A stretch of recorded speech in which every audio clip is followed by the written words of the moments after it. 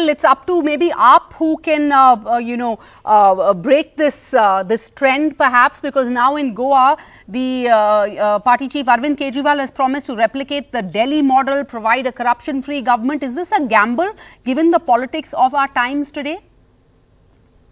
Sara, Aam Aadmi Party is the only party that keeps bringing up the real issues of the people. And, you know, if you look at right from our first Delhi campaign, we've always talked about bijli, paani, electricity, schools, hospitals. And this is the same model which, we are taking to Goa, Uttarakhand and Uttar Pradesh, all the places where we are contesting.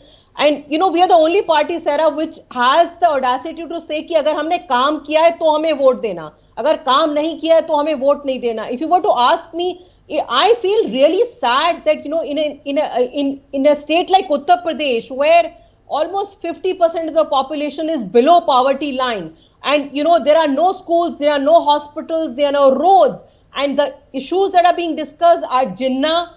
Issues that are being discussed is 80%, versus 20%.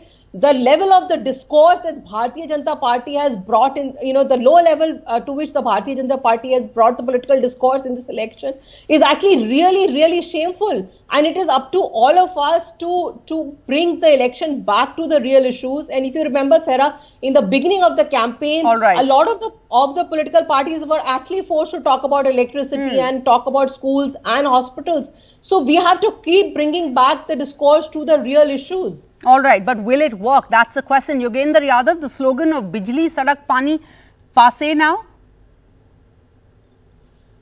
In this election, we should have expected more than bijli, sadak, paani. This is an election, one of the biggest elections taking place after one of the biggest tragedies this country has seen in the last 75 years, pandemic. UP alone has accounts for a few lakh deaths. My own sense is by the time the final figures arrive, UP alone might account for 1 million deaths during the pandemic. Is that an issue? No. One of the highest rates of unemployment, misery, almost every family has lost income in the last 2 years. Is that an issue? No. Who do you blame? Yes, I blame the BJP, but I don't blame only the BJP. Yes, the BJP has very deliberately ensured that these issues do not become the real issues. Yeah. Probably Mr. Nambiar doesn't recognize something called the punchline.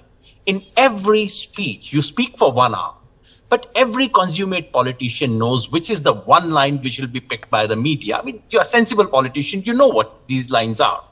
So what is the punchline? Every time the punchline is about Hindu-Muslim divide, every time the punchline is about creating communal rift. So that's quite clear. But I do not blame only the BJP.